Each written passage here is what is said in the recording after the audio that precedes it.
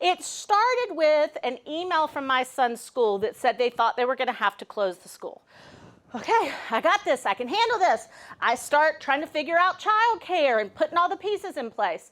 And about that same time, I jump on Zoom with a team member who thinks they may have been exposed to COVID and therefore they can't take on a project that they're supposed to leave their house and go to the office and do, and they're going to get tested, and so we got to rearrange people to come and do that project because we're not working in our office, but we are coming in to do projects to get ready for you guys.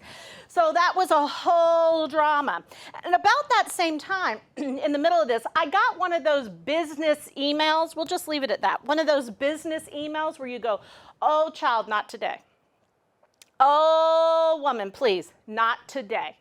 I cannot read this and comprehend this and make sense of this, not today. What in the hell are you saying?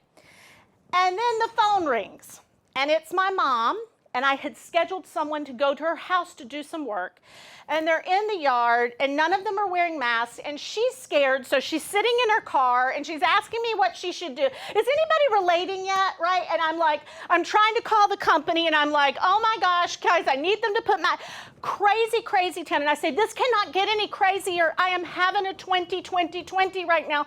And I turn around to just kind of get up from my desk and catch my breath, and my dog has vomited on the carpet. And I said, help me, Jesus. Help me, Jesus. So I said, I have an errand to run. I might as well, I'm having a 20-20-20. I might as well get in my car and go run the errand. So I get in my car to go run the errand. And I start praying. And I'm driving down Interstate 40, and I'm praying that I don't kill somebody. And then I change my prayer to be that I don't yell at somebody. And then I'm praying that the phone doesn't ring because it's going to be another problem. And in the middle of all that praying, the Holy Spirit speaks to me. It was as clear as day in that car. The Holy Spirit spoke to me, and he said, you need a donut. Has the Holy Spirit ever spoken to y'all in that way? Do you get what I'm saying? You need a donut.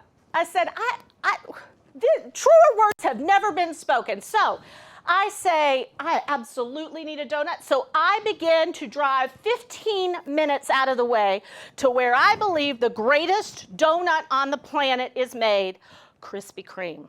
Can I get a Krispy Kreme in the feed? If y'all know what I'm talking about. If you're from some fancy part of America where y'all don't have a Krispy Kreme, well, I don't know how you're living. But I went to go get a Krispy Kreme. So I'm feeling better already, right? I'm feeling better already. So I start driving to go get the Krispy Kreme. I pull into the Krispy Kreme, and I pull up to the takeout, order thing, and I go, oh my gosh.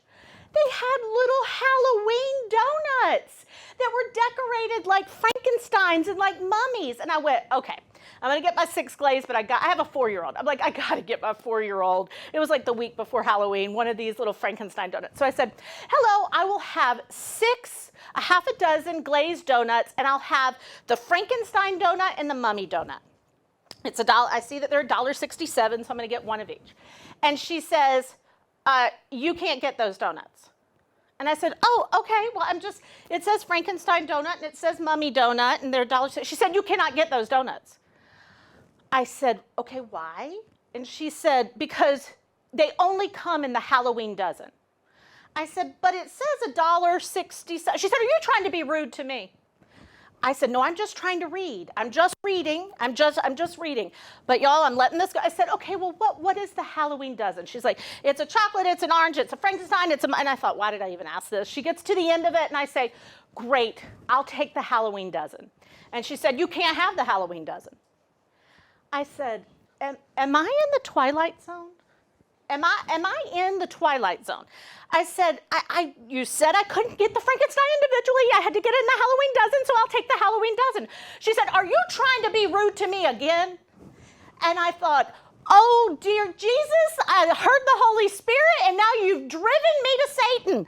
This is what is happening. I said, ma'am, why can't I have the Halloween dozen? She said, because we're out of Frankensteins. And I said, okay. Totally good. Just give me a couple of mummies. I'm fine. Just replace it with whatever. She said, you can't just replace things like that.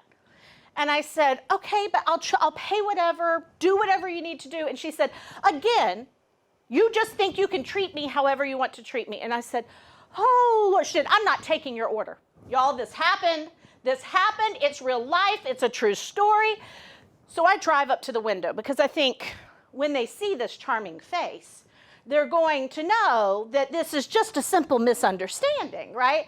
So I go up and because at the window I tried to just kill the Halloween dozen and get just some glaze, but she didn't hear me because she cut me off. So I said, I'm just gonna go up and say, I'll just take the 6 glazed donuts. So I go up to the window and she opens the window, she goes, you can't drive up here being rude either, and slams the window in my face. And I thought, now I'm pissed.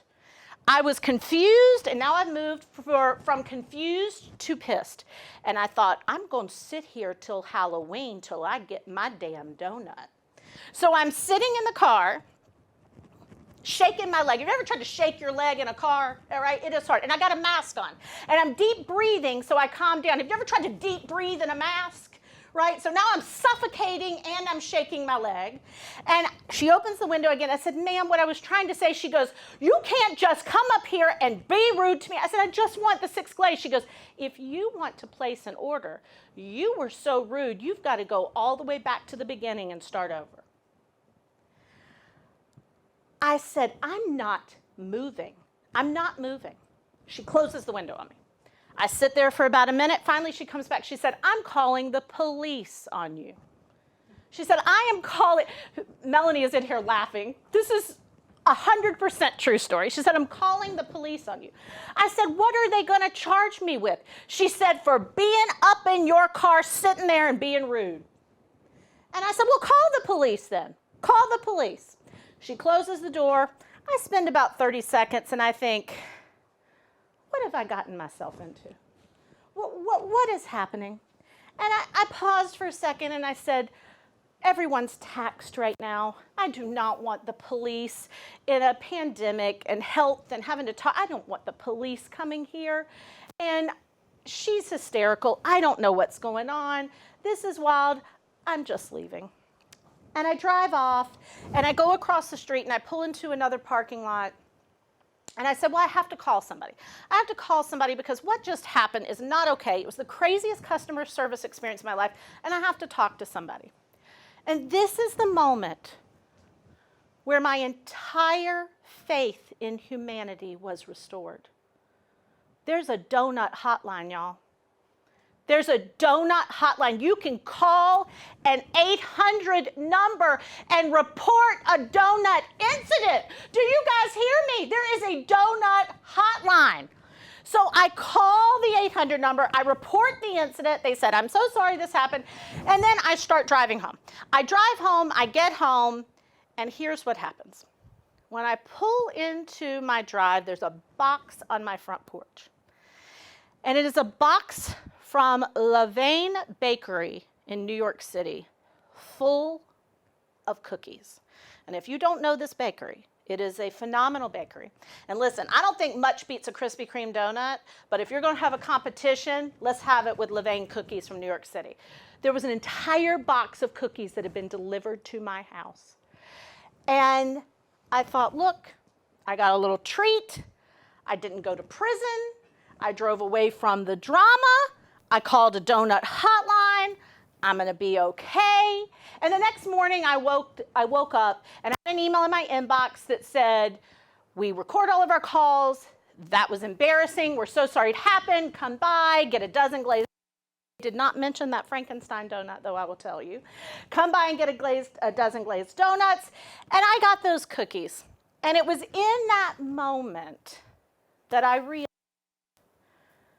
you gotta leave some things behind to get something better. I had to drive away from those donuts to get my peace, to get my sanity, to get some cookies, and to get my life back. And that's what this week is gonna look like for you. You're gonna have to leave a lot of donuts behind because what you think you need is no longer serving you. So often, what we want, I want this. And in the wanting of it, it becomes so dramatic and so crazy and so ineffective that you don't ever get what it is you truly want. And so sometimes you got to drive away from the donuts to get what really matters.